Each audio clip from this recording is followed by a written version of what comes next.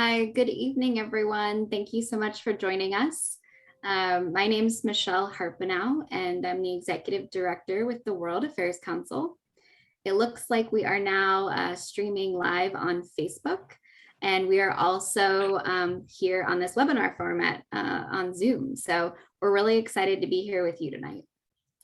I just wanted to say really briefly a little bit about the World Affairs Council for those of you who do not know it or aren't familiar. And so the World Affairs Council is an international nonprofit located here in Cincinnati, the tri-state area. I guess you could say we're technically in Northern Kentucky, which I'm sure our airport also gets a lot since they're in Northern Kentucky too. But sometimes you just say Cincinnati. But we do a lot of work here by increasing international understanding and cultural awareness for our local community. So we mostly focus on young students and increasing their global competency, along with doing professional exchanges with the U.S. Department of State's International Visitor Leadership Program. And we're excited to start bringing some of those visitors back through the airport in March. So that's pretty exciting. I want to again just welcome you here tonight.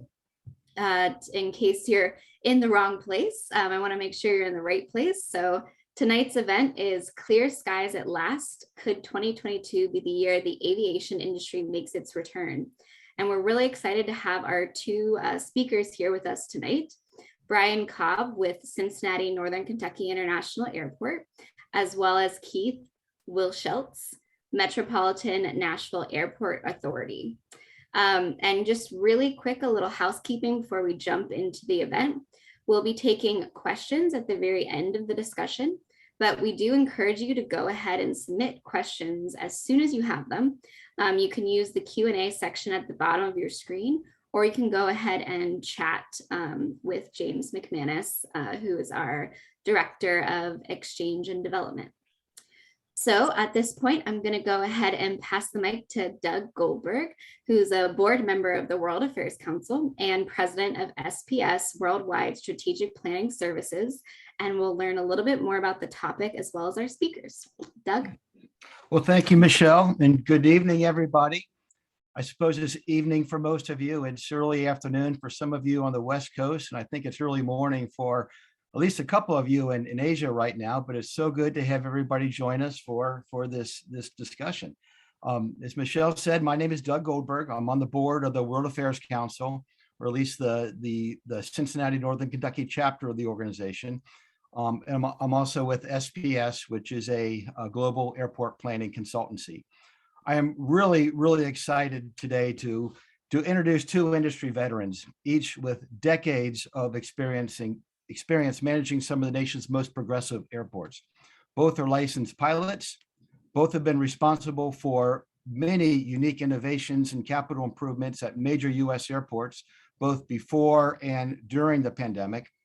And both are managing airports that are doing very well today, despite the many industry challenges that many of their peer airports are facing.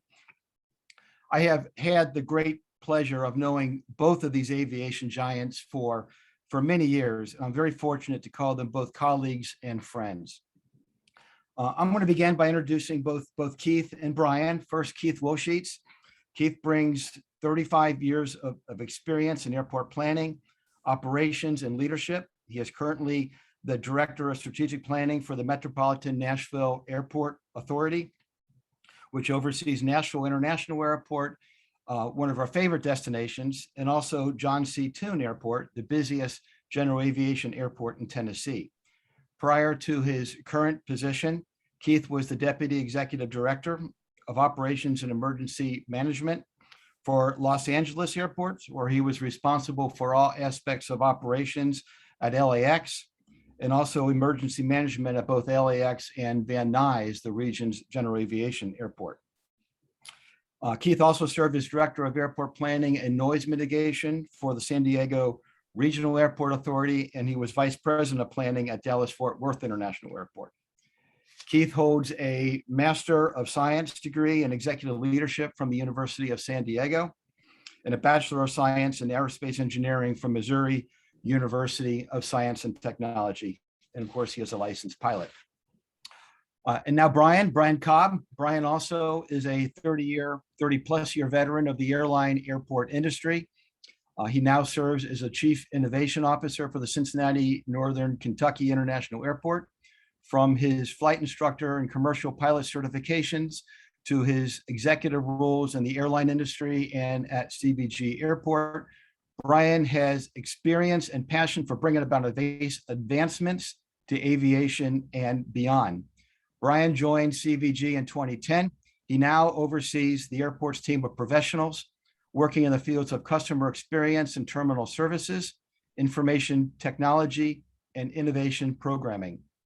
His deliverables on a routine basis include the creation of strategic, competitive, and experience advantages through effective facilitation and acquisition of talent and technology. Brian really does share the credit for many of the accolades that have been bestowed upon CVG in recent years. Brian is a native Cincinnatian, a graduate of Embry-Riddle Aeronautical University, where he received his bachelor's degree in aeronautical science.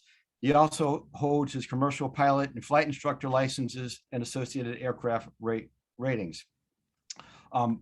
Again, very pleased to listen to both of these gentlemen talk about aviation. We all know that aviation has been a very volatile business for a number of years. And just for the last 2 years, COVID obviously has completely changed the nature of aviation domestically and internationally. We're going to hear about many of the initiatives, both from a capital improvement point of view and from a technology point of view, that have been put in place. Some of these things before COVID, some as a result of COVID, at both Nashville and Cincinnati. And of course, which is typical for aviation over the years, the most recent issue, the Ukrainian-Russian war that's going on in Europe, completely changes the character and the face of aviation, particularly as it relates to travel to Europe. But again, I think resiliency is one of the things that we're going to be talking about. And I think we're going to try to direct some of the questions to some of those issues as well. But we're hoping to hear from both Brian and Keith about their perspective about some of the unique things that we all can expect to see, and what the crystal ball tells us about what to expect with aviation in the coming months and the coming years. So we're gonna start our journey in Nashville, and I'll turn control over of the webinar to Keith. Thank you, Keith. Thank you, Doug. I appreciate it very much. I'm honored to be a part of this evening. I'm excited to have a chance to talk about Nashville Airport and the industry in general. This is an amazing industry. It's one I'm very, very proud to be a part of. And in fact, I have worked alongside Doug really my entire career, and it's been a pleasure to be able to do that with you, Doug.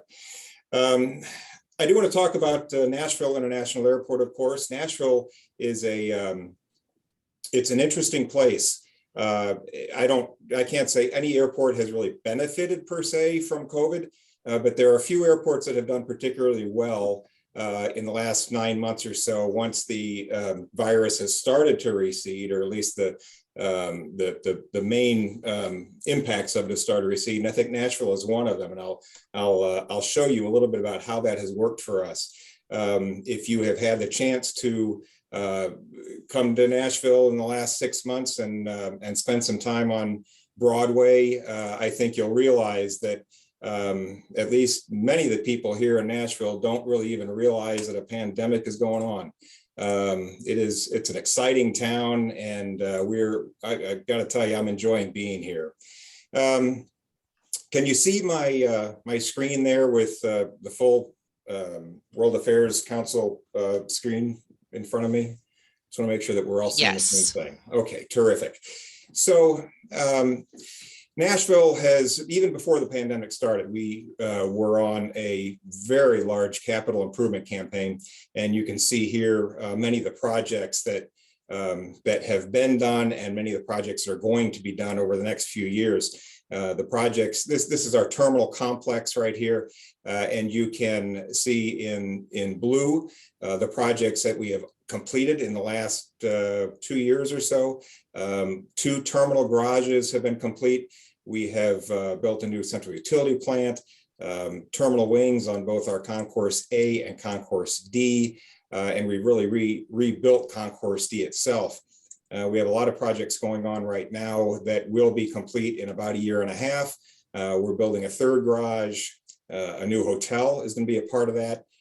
Building a new international arrivals facility, and as part of that, an expanded terminal lobby and a new satellite concourse that'll add 9 new gates just on the other side of Concourse D. You can see that satellite concourse over in this area. And we're really going to rebuild our entire roadway system accessing the terminal complex. And then a little longer range, we're going to rebuild Concourse A and extend Concourse D. And you can see how that's laid out here. Just to get your bearings, we have one major terminal complex. We have 4 concourses: Concourse A on the north side, Concourse B, Concourse C, and then Concourse D is over on this area. And so we must completely rebuild Concourse A. So we're going to extend Concourse D, gain some gates to use as an empty chair, and then we can tear down Concourse A and rebuild it. So that should all be done in the next 4 to 5 years. So it is going to be very, very busy here for the foreseeable future, and really all because the city of Nashville is just growing by leaps and bounds right now. So one of the things that we've been very interested in at this airport, I think every airport in the country has been wondering, how is their airport progressing related to everybody else? Are we doing well? Are we doing poorly? And these numbers pretty well show that for this column here, the worst 12 months of the pandemic, if you take those 12 months and compare them to the previous 12 months before the pandemic, which I think for most airports was record-breaking. Aviation in general has been increasing very, very steadily. 2019 was a fantastic year. So if you compare the worst 12 months during the pandemic to the best 12 months, that's what you have in this column. And you can see that for large hubs, that was 52%. So the worst 12 months were 52% of the best, 57% for medium. B&A was 62%. And for those of you who may not understand what a large hub or a medium hub is, the FAA defines those. You're defined as a large hub if your airport has at least 1% of all of the traffic in the United States. So it doesn't necessarily mean you have to have a large hubbing operation. It just means you have to have at least 1% of all of the traffic, enplanement traffic in the United States. Medium hub is 0.25% to 1%. B&A is classified as a large hub, but that was just recently. We shifted from medium to a large, and I think right now we're the smallest large hub airport in the United States. But these numbers show that we've actually done quite well compared to both large hubs and medium hubs. Cargo airports have done even better. And, it's pretty clear that if you are a cargo airport such as Memphis, you've actually done well with the pandemic for reasons I think we all understand. But in general, you can see from these numbers, B&A has done well, and we've withstood the impacts of COVID as well as any airport has, and that shows when you walk through our airport today. We have 4 new airlines rather, that are joining us here in the next few months. 3 of them, I have to tell you, a few years ago, I'd never heard of a Flair Airlines or a Swoop Airlines or an Avalo, but they're joining our airport, 2 of them to Canada and 1 to New Haven, Connecticut. We're also getting Air Canada, which is going to be exciting for us, going to Montreal 3 times per week. The one airline I don't have here because it's not new, but is not here at this moment, is British Airways. They have tried 2 times to come to Nashville. Both times they have had to cancel their operation because of the pandemic. So right now, British Airways is slated to return to Nashville in May, and we're excited to have them back. So at that point, or at least in the summer, we will have international service both to Montreal as well as to London, and also several locations in Mexico. So industry challenges. Just want to talk for a moment about some of the things that we're all trying to figure out as an industry. And I think we can all say for sure that the Russian war, that Russian-Ukrainian war that Doug had mentioned, is certainly a major issue right now. We're not sure, of course, where that's going to go. It certainly has the potential to have a significant impact on aviation. One thing I will say, and I'll show you in a few slides, this industry, the aviation industry, tends to be very, very resilient. So the Russian war, if it's not prolonged, I think the industry will overcome that. But at this point, there's a lot of unknowns about it. We're just not sure. International travel in general is an unknown. Those airports, those large hub airports that are highly international, have probably taken the biggest hit on recovery, simply because international travel is very, very slow to rebound. Business travel, that's something that I think all of our airports, whether we're international or not, are struggling with. We don't know where that segment of travel is going to go. Obviously, there are less business travelers now than there were. We don't know what impact in the long term, Zoom and team meetings, these kinds of meetings that we're having right now, what impact that'll have. Certainly it will rebound at some point, but whether it goes back to where it was or not, we're not sure. All of the COVID uncertainties and such a big variation, as I said before, in different airports is a challenge for us to figure out right now. And general change in work patterns. People are working from home. People are not traveling as much. Is that permanent? No one knows. We will have to find out over the next months and years just how much those work patterns and its impact on aviation is going to go on. For Nashville's airport, our challenges are those, certainly, but also just challenges keeping up with near-term growth. All of those capital projects that I showed you earlier, we're trying to essentially rebuild our terminal complex and keep it running all the time, and the demand is growing. So it's not even stagnant. The demand is growing quickly, and we're having to rebuild our gates and our curb front and our roads. That's a challenge for BNA specifically. I want to leave you with this, and then I'll turn it over to Brian. It's easy to be skeptical right now about our industry. There are a lot of challenges and a lot of unknowns, and no one has a crystal ball to really know where the industry is going to go. But I've looked back on this chart many times in the last 20, 30 years. And I think it's a really, really interesting chart. And Brian's going to go into more details on this, but I just want to introduce this to you. What this shows is for worldwide air travelers, this shows how those travels have gone for certain shocks in the industry. So going all the way back to 1945, we're looking at the oil crisis in the 70s, the Iran-Iraq war, the Gulf crisis in the early 90s, 9/11, SARS, our financial crisis. Through all of those shocks to the aviation industry, it has always rebounded, always. And you can see that the trend line continues on. Sure, it might be delayed for a year, 2 or 3 years, but it always goes on. Now, I am not in any way saying that this current crisis is like those. This is in a league all its own, and there's no question about that. And you can certainly see that from these lines. However, I would just say that I'm optimistic. I think that history would certainly indicate that this industry can take shocks and rebound over time and continue on. It remains to be seen how much we can do in this case, but I am optimistic that over time we're going to rebound and we're going to get back to a normal, regardless of all of those challenges. So, and I want to turn this over to Brian, because I know he has a lot more to say about actually this graph and a lot of other interesting things. So let me stop sharing this at this point and turn this over to Brian and let him continue talking about Cincinnati's airport.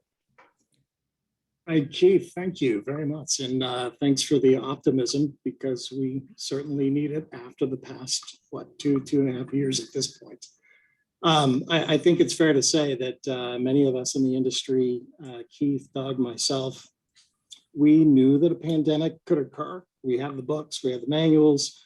Did we think that it would occur in our career? No, we didn't. But here we are. And certainly shock and awe has occurred. I think it was certainly a wake-up call for the industry that not only could it occur, but it is long-lasting. So we certainly will be taking away quite a few things, quite a few learning examples from this for quite a long time. And obviously, this is a long-lasting industry event, as Keith showed on that chart that we'll get into in a little bit. But certainly, I want to thank Doug and Michelle for the invite back, James for the incredible work behind the scenes, and of course, the critical element of the World Affairs Council. As you can appreciate, aviation is so vital to the world economic scene.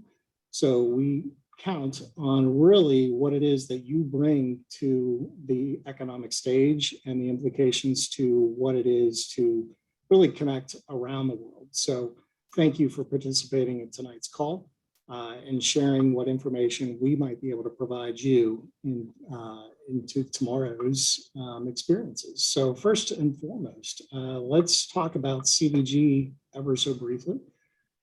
To Keith's point, let's zoom in on this map, and this will give you an idea of CVG overall. This is our terminal complex, Concourse B, Concourse A. Not a whole lot has changed over the past few years, but specifically to our south. This was back in 2018 is what you're looking at today, or yesterday, I should say, for a few years ago. But if we kind of move across, you see just a few differences to our south side. So if you're looking at my cursor, this is actually DHL. DHL has been here for some time as an anchor tenant. DHL, world's largest cargo carrier, has been an anchor tenant at CVG and a very incredible tenant of ours for an extended period of time. And frankly, as Keith shared, for those of us that have cargo at our airports through COVID, it has been an incredible godsend. And why is that? For those of us that have been receiving packages on our front doorstep, you understand why. So cargo has really kept the economy going. Cargo has kept airports going. So as passenger activity has slowed down, cargo has actually accelerated. And then off to the left of DHL, is you see this incredible massive expanse. And if we zoom in, this is actually Amazon Prime Air. Amazon decided to begin operations. They announced that they were getting into aviation just in December 2016. They started operation in April 2017. And just a few short years later, officially, they opened this facility this past August and are actually operating aircraft, as you can see, off of this ramp. This facility will continue to be under construction for every bit of the next 5 to 10 years. This building will actually be extended. You see the next footprint just to the south of it, and then it'll extend again to another third building. Those actually will all be connected into one singular building to one massive facility. By all accounts, it'll handle every bit of 75 to 100 aircraft on the ground at any given time, 200 to 300 trucks at the depot any given time.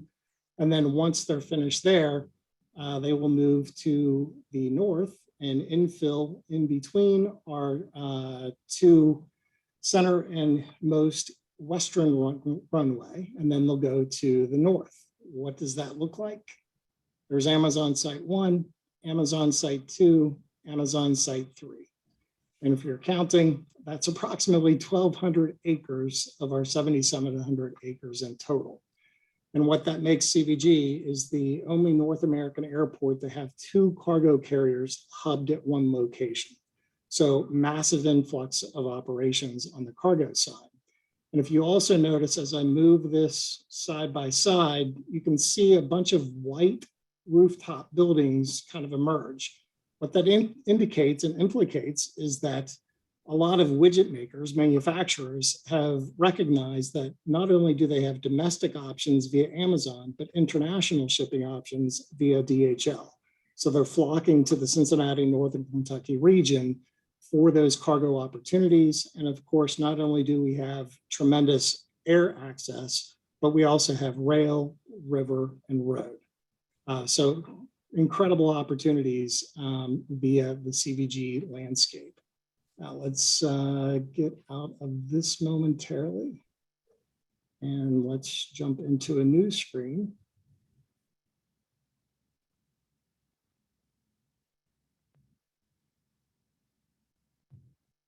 And off we go. As Keith alluded to, similar screen, great minds think alike. So yes, the tremendous cliff that we experienced back in 2020, all things now COVID pandemic. More critically, what does it mean when we talk about the significant decline in passenger activity?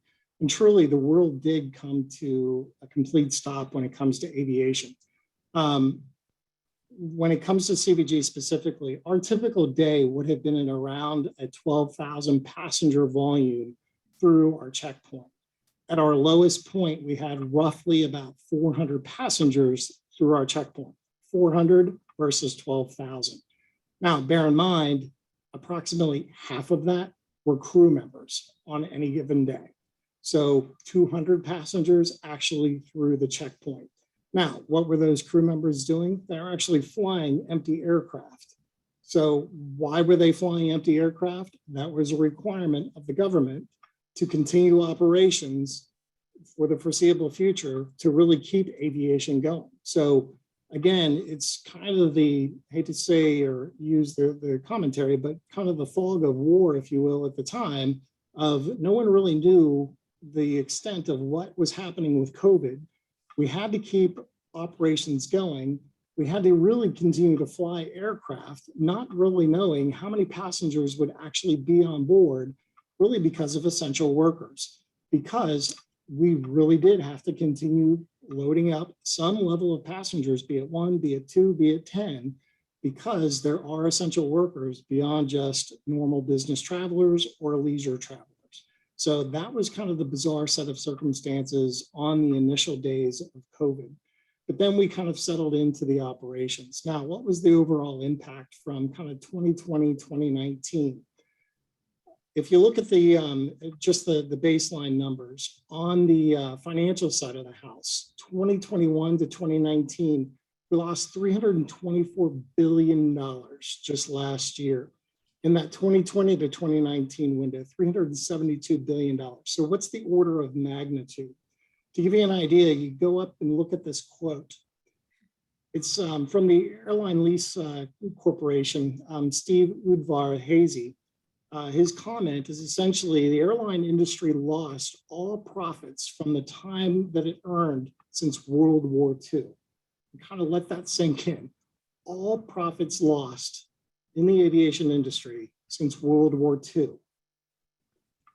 upon the impact of COVID. So a tremendous, tremendous impact that the airline recovery process is just, it's still underway. It's going to be underway for quite some time. A significant impact on the global economy, not just on aviation. And what did that mean in the equivalency of passengers? Approximately pre-COVID, 4.5 billion people were traveling.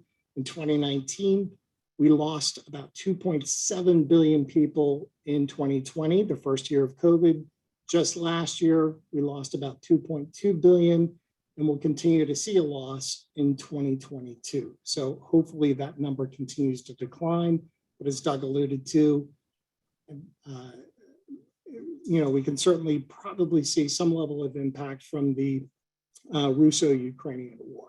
Now, on a macro outlook, some of the things that we need to consider, and this is actually from the World Economic Forum kind of jobs report back from 2020. Already we saw that remote workforce increase by 83% initially in 2020. That's come down a little bit, but there is still a significant amount of work from home. What the implication there is from a business perspective is business travel just simply hasn't come back. And we thought it would, but it hasn't.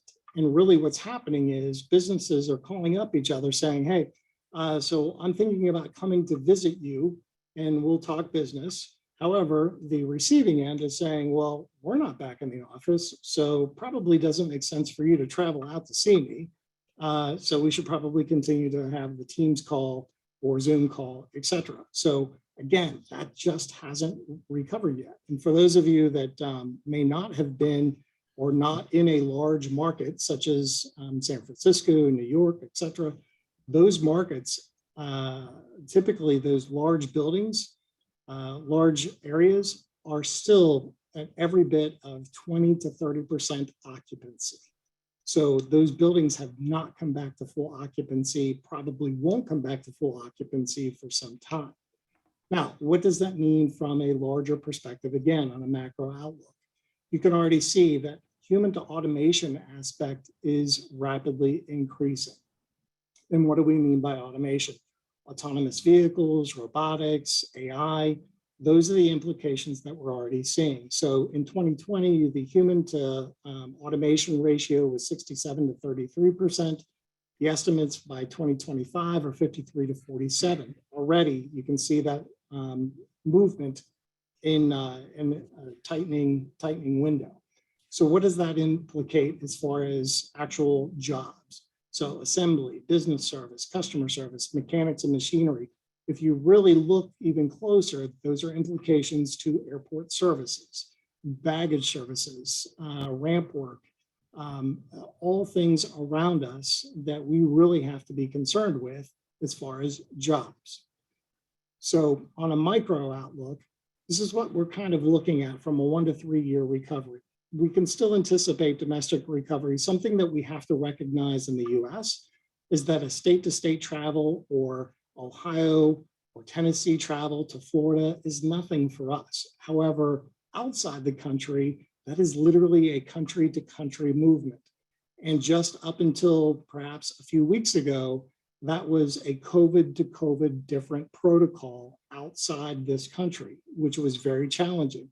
So challenging to the fact that travelers outside the US were frankly confused about what the requirements were in order to be able to travel by air, and they just simply didn't travel.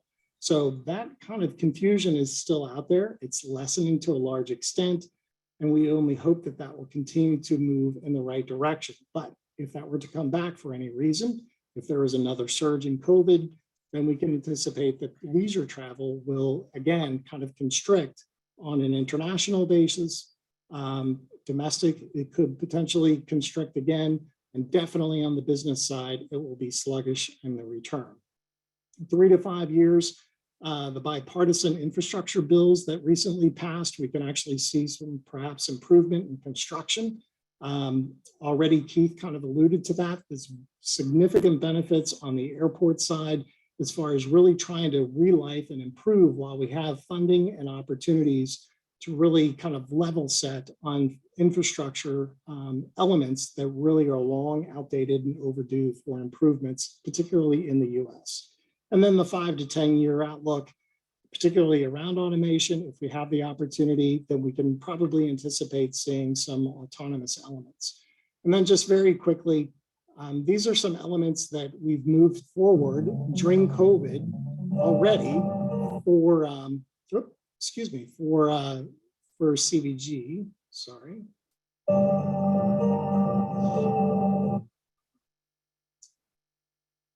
So we kind of blew through those, but essentially, if I go back to this slide, first one is an indication of our restroom facilities. They're all censored. It really gave us an opportunity to decide on what restrooms to shut down. And then all of our housekeepers have wearable devices that indicates what restrooms actually need attention at any given time, particularly during COVID. That allowed us to provide the highest and utmost level of cleanliness. Of course, we're moving into the AR, VR world for our baggage system. So that was opportunity for us to provide our vendor management system, opportunities for bidding services, and of course, automation for robotics, cleanliness and servicing of our floor care right in front of the consumer. So particularly during COVID, this was actually launched prior to COVID, but during COVID, our customers were actually able to see this front and center during the operational day.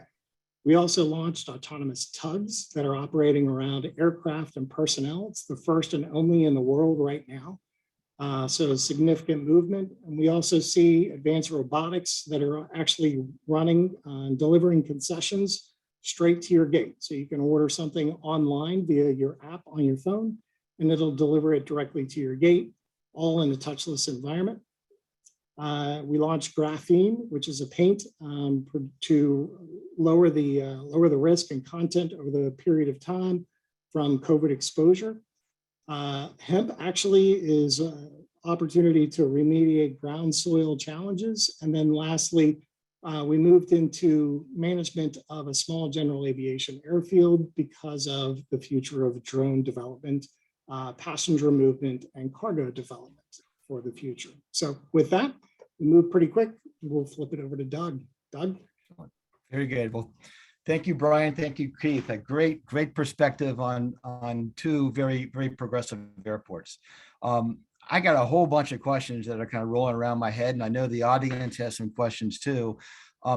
Let me start with a question I think is going to be of particular interest to members of the World Affairs Council. Many of our members are really anxious to start traveling internationally again, as well as welcoming international visitors to the U.S., which is really a big part of the mission. And I think both of your airports enjoyed a pretty robust level of international. You had service to Europe, the London flight you talked about, Keith, which is coming back. Cincinnati had the Paris flight. Both of you guys have recently relaunched traffic to Canada and other international destinations. Initially, I was going to ask you guys the question of what your perspective is on the return to normalcy on international travel, but that was really kind of from a COVID perspective. And I think now with the war going on in Ukraine, that definitely adds complexity to the question from the perspective of just the uncertainty of the market and the volatility of fuel prices, which has a huge effect on aviation demand, particularly international travel, but also overall international or overall global traffic demand. So I guess I'd like to ask both of you what your perspective is, one, on the return to international travel, what you see the biggest challenges internationally, and in particular, what are some things that might be done from the airport perspective and maybe even from the airline perspective to help mitigate the uncertainty and the fuel price volatility that's being experienced directly as a result of the Ukrainian-Russian war. So Brian, why don't you start? Sure. So for those of you not familiar behind the scenes, cost of crude oil, actually aviation fuel is that much more expensive because in order to refine, the refineries typically focus on automobile fuel or home oil, home heating oil, because that's where the typical demand is. Aviation fuel demand is actually lower. So because of lower demand, they're going to charge higher. And then you add on top of that, the typical expense ratio to an airline is about 20 to 30% of their overall costs are at least related to aviation fuel. So significant price volatility to an airline. Now that said, because of the war circumstances, and anytime we see a conflict around the world, there's an immediate hiccup with aviation fuel, and we're already starting to see that as of last week. So we can probably anticipate some fluctuation in a negative aspect around the pricing of oil, particularly on the aviation fuel side. Some sensitivity around international travel for sure. It'll probably impact business and a slow recovery, definitely for business that frankly hasn't even recovered yet. So yeah, we're anxious, I'm sure, to what extent of, how quickly our airlines going to rush back into returning that travel. And obviously there are code share implications as well. So, one of our primary carriers is Delta. Delta had that code share relationship with Aeroflot, the Russian flagship carrier. So there's all sorts of global implications that just seemingly are never ending. So beyond that, your other element, Doug, what can the airport actually contribute to this? we are sensitive to the fact of, where do we play a role in this, and what influence do we have? It really does come down to the market. In our situation, the implication to our Paris flight is really cargo belly or belly cargo underneath, and passenger activity, which is business activity, typically upstairs. So from that perspective, it's canvassing the local market, it's understanding our Fortune 500s in the local area and what their appetite is to return to the business market and to travel abroad, and frankly, connect out of the Paris market into other European destinations. And working with Delta at the time to make sure that, each one of those is hand in glove, and we're working in concert together, and that we're ready for that flight to come back. And at the same time, behind the scenes, that we're also making sure that the airport is doing everything that we can from a cost sensitivity perspective to make sure that it's cost effective for Delta to operate that flight in and out of CBG. Right. Well, that makes perfect sense. Thanks, Brian. And Keith, for you, kind of a similar question. I mean, obviously, you're not able to rely on a major cargo operation like Brian is, so you're much more dependent on passenger traffic to fund your operations. But as you pointed out in your slides, you seem to be doing very well relative to a lot of your peer airports and serving that passenger demand. You talked about your London flight coming back and your flights to Mexico. We know that aviation demand forecasting can be quite a challenge even during the best of times. But what are you guys doing in terms of what's your prognosis in terms of demand over the next couple of years, couple of months, couple of years, and long term? What sorts of things are you doing to plan for and determine what you think the future market will be for you? Right. No, I appreciate the question, Doug. A couple of things. First of all, just kind of piggybacking on what Brian said about the international travel. For airports that are highly international, like an LAX, and I was at LAX at the beginning of the pandemic, and they were hit profoundly. They were 96% down at the beginning of the pandemic. And certainly they're much better than that, of course, but they still are nowhere near where they thought they would be, simply because they're so highly international. And it's not just the issue is not just the international flights, but there's so many domestic feeder flights to the international flights that when you lose an international flight, it has a ripple effect. And the community suffers from that, because if there's not enough domestic flights to feed, if the domestic flights are hurt as feeders, then all of a sudden the airlines start to wonder, well, should I continue that domestic route? And so aviation is a complex industry, and there's usually a domino effect to one of these hits. What we have found in Nashville, Doug, is we I think, and the leisure domestic markets have done quite well. So your Nashville's, your Orlando, Las Vegas has done quite well, mainly because I think there are a lot of people who just wanted to get away. And when some of the restrictions started to lift, they really wanted to go on vacation, and yet they either couldn't travel very far or didn't want to travel very far. So they couldn't go to Europe. If you're on the East Coast, you probably don't want to go to LA. It's just, you're a little uncomfortable flying that long. And so what we found is that the eastern part of the United States wanted to find leisure destinations on the east. And so Orlando and Nashville has benefited from that.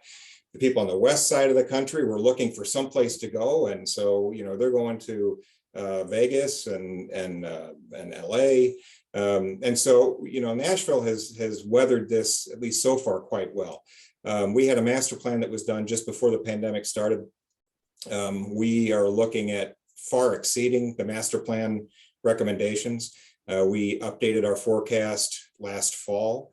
And we're looking at probably about a 10% increase over what the master plan said we would do in the long term. And so right now we are looking at about an 18 million passenger per year operation. And we think within about 10 years, we're probably going to be up to about a 26 to 27 million passenger operation. And that's why we are doing all that capital construction, because we've got to try and get ahead of this thing. One thing we don't want is for the facility to hinder our operation. We want to be unconstrained regarding the facility.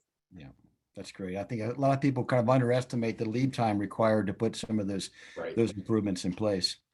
Well, it's 7:15 now. I've got a few more questions, but what I'd like to do is turn this over to James, because I know you've gotten a few questions from the audience. So I'll turn this over to you, and we can see if we can address the audience's questions, and if we have time, we can come back.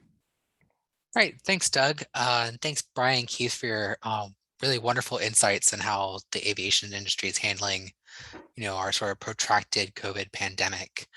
And on that vein, one of our questions in our Q&A section right now from one of our attendees is, what issues does either BNA or CVG have right now with hiring or qualified staff to operate their airports, as we're in sort of this great resignation, and has that impacted your industry?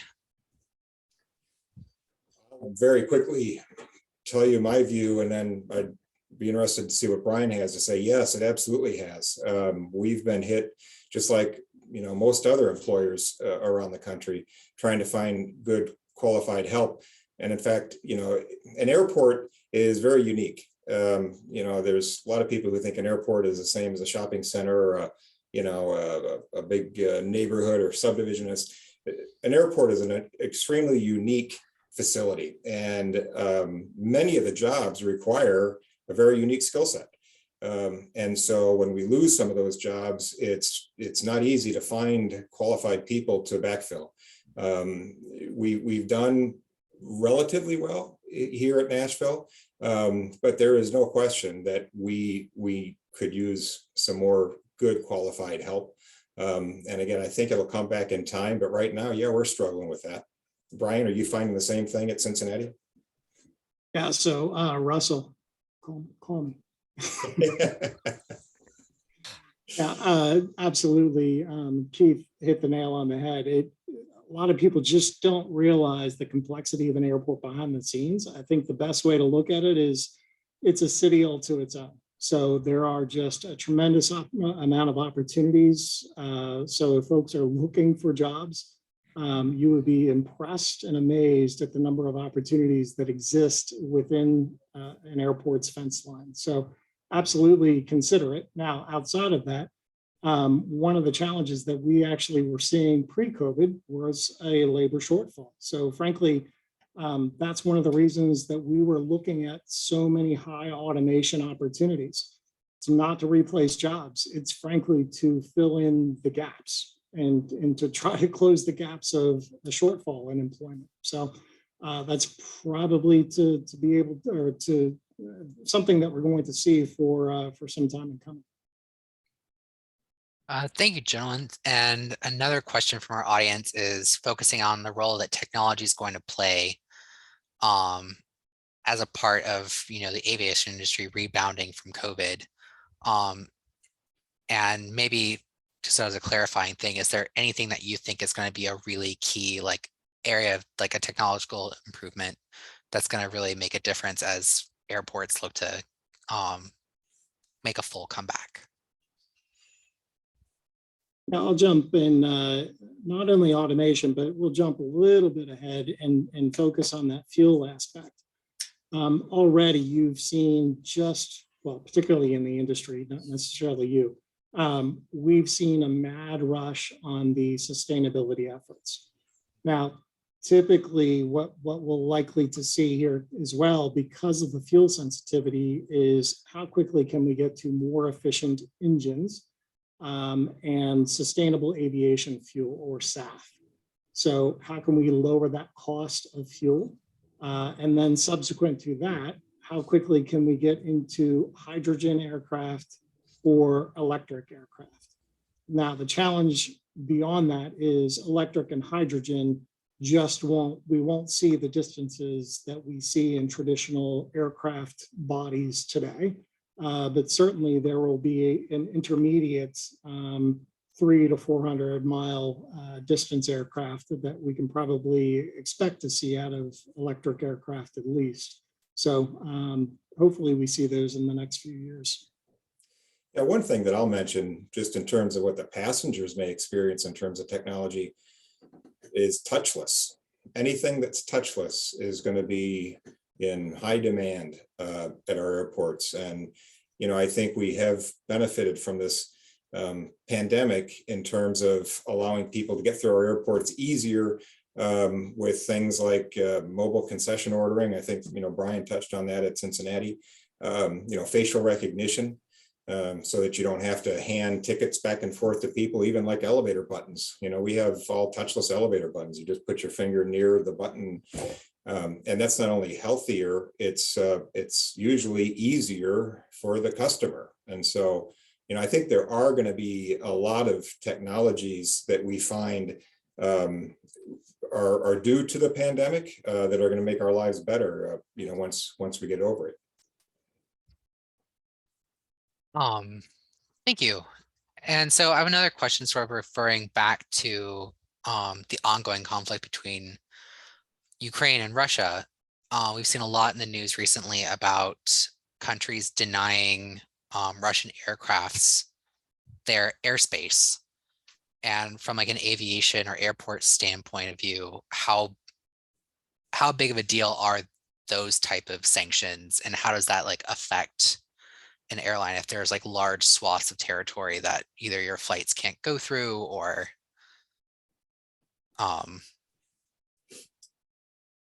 Well, I mean, I'll mention just very quickly. I mean, I think you'd have to ask the airlines to get a really good answer to that question. However, if you look back at the last 20 years, it's not unusual for certain areas or even countries to not allow aircraft over that airspace.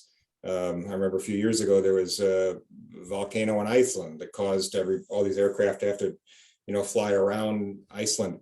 I think the airlines know how to deal with that. I don't think, and again, airlines would have to answer it for certain, I don't think it caused them to lose passengers other than within that particular no-fly zone. But, you know, they work around it. It's certainly, there's no indication it's going to be near, you know, in North America. And so I would not think that that's going to have a big impact on us. Yeah, unless you're totally boxed in, it's time and distance. Right. And I think I have one more question. Doug, if you have one final question, I'll pass it back to you afterwards. okay. So our final question is, you know, I look at a FlightWare scanning app and I see that, you know, there seems to be a very high level of aircrafts like flying around. Is there an air traffic challenge? And as you guys are ramping back up, will a return to in-person normal life create an air traffic controlling sort of crunch, or is it something that isn't really a concern as we're trying to see a normal level of activity?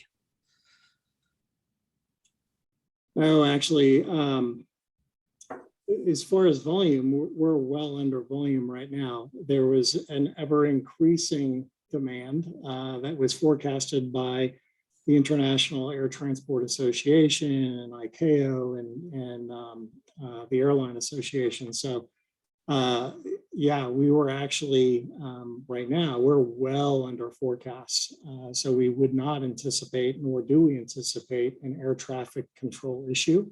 Now, where there is some level of concern and something that we have to address is the integration of the future of advanced air mobility, or AKA drones, into the traditional national airspace. So how will drones and traditional aircraft intermingle with each other? Yeah, I know. Just very briefly, at Nashville, we don't, you know, we have an issue during our peak hours. We're really at capacity during peak hours, like 2 hours a day. But in general, we do not have a major issue with airspace.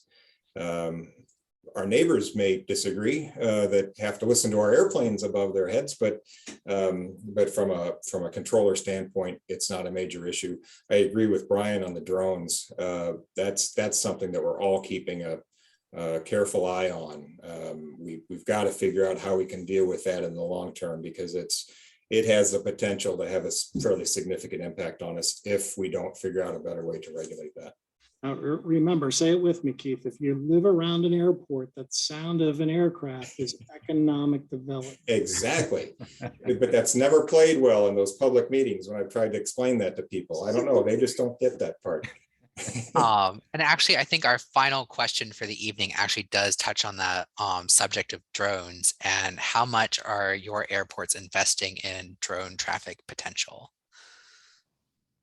Yeah, I wouldn't say we're financially investing. It is very much resource investing. That's why, we recently got into general aviation or small airport management, because we do see the future of really kind of the future of aviation being focused on small drone activity, like 4-passenger or 9-passenger drones.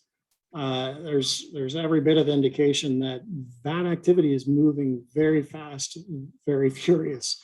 Ohio has done everything to plant the flag in the ground, the birthplace of aviation. They're doing everything they can to make sure that the birthplace of the future of aviation drone activity is going to happen in Ohio. So we're all in from that perspective, and very much supportive of that effort, and part of the Nassau Ohio consortium to develop the future of air mobility. Right, and I guess I would want to make the distinction between what I would consider drones that are good for aviation and drones that are bad for aviation. There are a lot of drone use that has a potential to be really great for us. Things like airfield inspections, or perimeter inspections, looking for, foreign object debris. We call it FOD on our runways. Those things drones would be fantastic for that. And there are some airports that are testing that to see if they can make that work and not have a negative impact on the operation.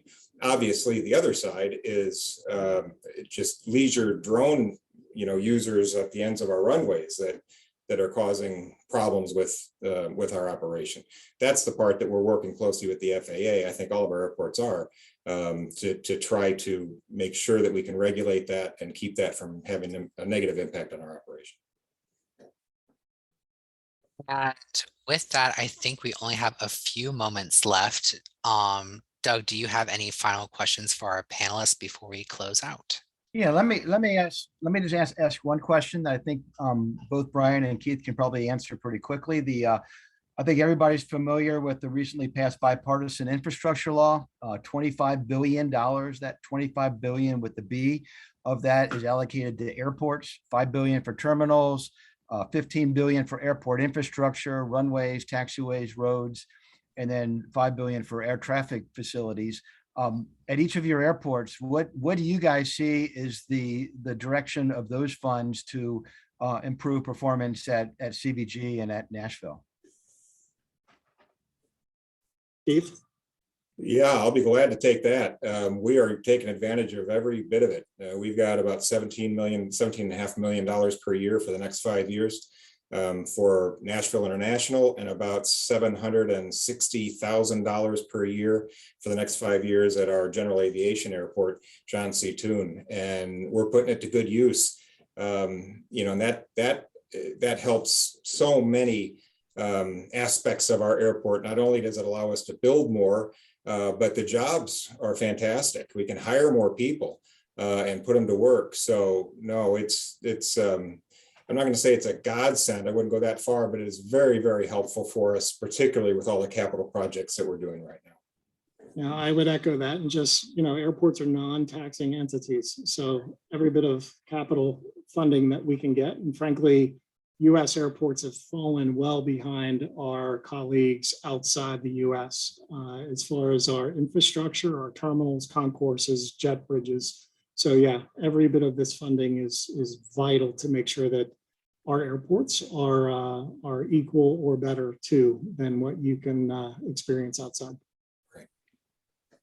Well, good. I guess as a final thing I will say, I think we all need to go out and buy our airline ticket from Cincinnati to Nashville and back. There That'll you help go. both of our panelists, and it will allow us to experience firsthand the things that we've been hearing about. But thank you so much, Brian. Thank you, Keith. It's been great listening to you as always.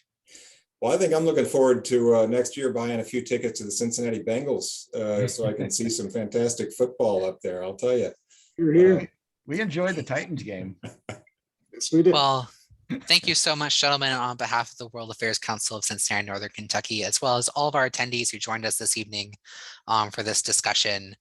We really couldn't do this work without you. So with every membership and donation for these events, it really does support us in this mission of bringing these global but local topics to you, along with our volunteer experts who donated their time this evening to be with us. So Brian, Keith, Doug, I really appreciate you spending us at night and talking a little bit about the interesting work that you guys are doing and what the aviation industry is going through right now.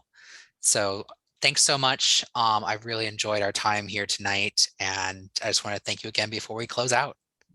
Excellent. Thank you. Pleasure. Thank you very much. Thank you. Cheers. Great. Have a nice evening, everyone, and enjoy the rest of your night.